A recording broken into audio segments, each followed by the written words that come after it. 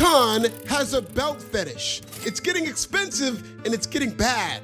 You don't even have to look at all the new belts coming into the territory to notice. Just think about all the forgotten championships that fell by the wayside already. Even with all those forgotten belts, AEW still has too many titles.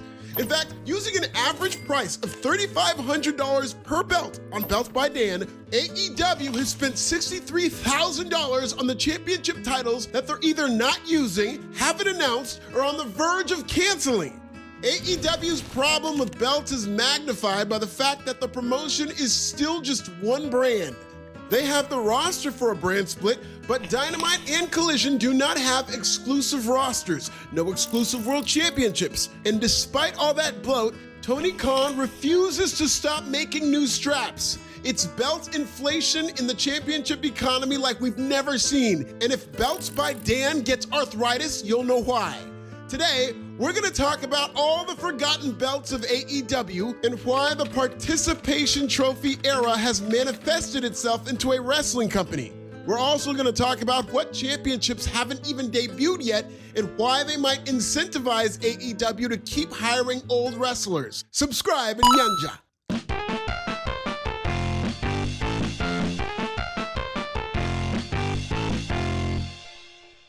Let's start with the TNT title, once a staple of AEW as its secondary championship. This was the Cody belt.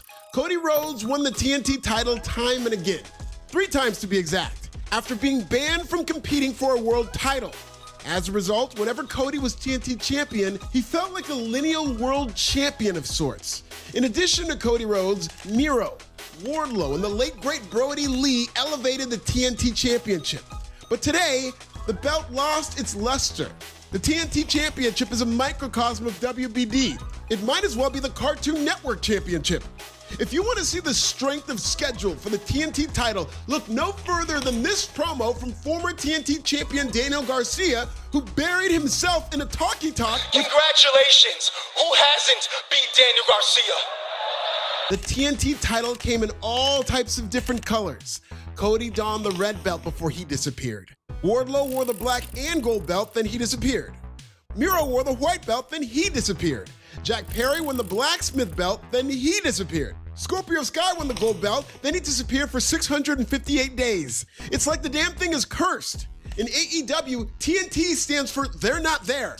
And God bless Dustin Rhodes for going over in Texas. It was a great story, but now he's the 3rd wrestler who currently has 3 or more belts in AEW. Not only does that devalue what it means to be a champion, if you don't have a belt in AEW, what the fuck is wrong with you? You can't win a participation trophy in AEW? That's like being the one guest who didn't get a cookie at the Doubletree. AEW treats title belts like Sonic rings. If Mercedes lost all her belts at the same time, she'd still probably be able to get some of them back. The All-Atlantic Championship debuted in 2022 before being changed to the International Championship and briefly to the AEW American title when MJF had it. Now, it's in the middle of an uninspired run by Kenny Omega, who's defended it just 2 times in over 120 days.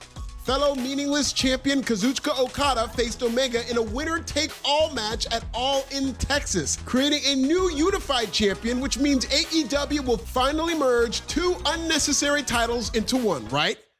Wrong. Strap fiend Tony Khan confirmed that the winner of the unified title will carry the unified title, the international title, and the continental title. There's so many goddamn belts in AEW, being a belt collector is becoming the bare minimum. In fact, at All In Texas, Mercedes Moné challenged for the AEW Women's World Championship, which once upon a time looked exactly like the unified championship does now. The first AEW Women's World Championship was too small, and it was eventually upgraded to a bigger version of that same belt for Hikaru Shida. After more tinkering with the titles, Tony Khan created a new AEW Women's World Championship, which pretty much looks like the AEW International title. Not a lot of creativity with his storylines or his title belts. We'll be right back.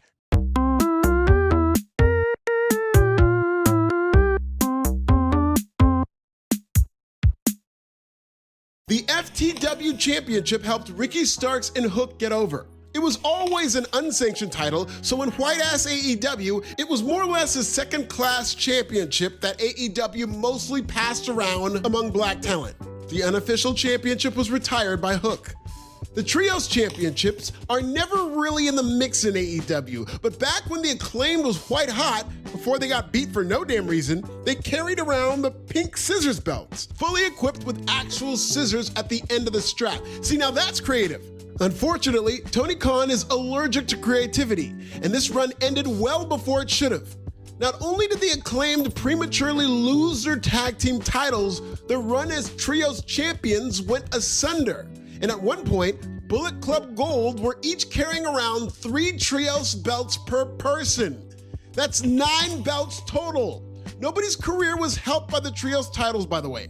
The Gun Club has been benched, Anthony Bowens is almost invisible in the mid-card, and Max Caster is doing a vaunted losing streak gimmick. Championships are designed to get people over. The best way to do this is by commissioning a limited amount of belts so they seem special, thereby protecting your champions. Not only does AEW mass produce championships, but the people who win them are never elevated. They lose the titles in short order, get relegated to the AEW bench, and in many cases, get fumbled to WWE. Anybody in talks to become a champion in AEW needs to run for their damn life, or for Stanford. AEW isn't even done rolling out novelty belts liable to do more harm than good. AEW reportedly has a father and son belt on the shelf. So AEW commissioned championship belts limited to one gimmick? How many father-son duos can reasonably compete for these titles? And more importantly, as an upstart company, does AEW want to be in the father-son business, where they would have to hire more aging talent? Are Taz and Hook gonna step up? Will these belts be defended in a game of catch? I'll give it 1 year before Tony Khan gives up on the father-son tag team titles if he ever rolls them out. In storyline, the father belt will go out to get some cigarettes and never come back. AEW seems primed to debut another pair of tag team belts in the form of the women's tag team titles. This is a great idea on paper if you have the infrastructure and booking talent to introduce them, but AEW does not.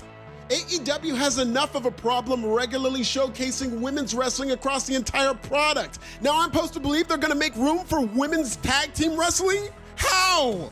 Mercedes Moné shows up with what, 6 championships on her person, and nobody knows what most of them are or how she won them.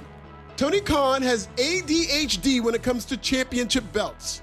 Even after taking some of these belts off TV, championship titles have somehow multiplied like roaches. Even John Gruden got a belt. I guess as AEW's undisputed inappropriate email champion? Shit, I should get a belt as AEW's most handsome hater.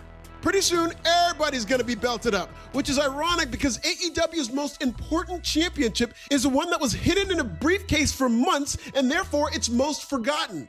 AEW's world title finally coming out of the briefcase should have been a special moment, and it kind of was. But it was also damaged by how meaningless it is to be a champion in this company in the first place. If Hangman Adam Page is world champion in a company with too many titles, then in the words of the late great Norm Macdonald, who gives a fucking shit? Check out this video and subscribe. What belt will AEW roll out next? Wrong answers only. Tell me in the comments!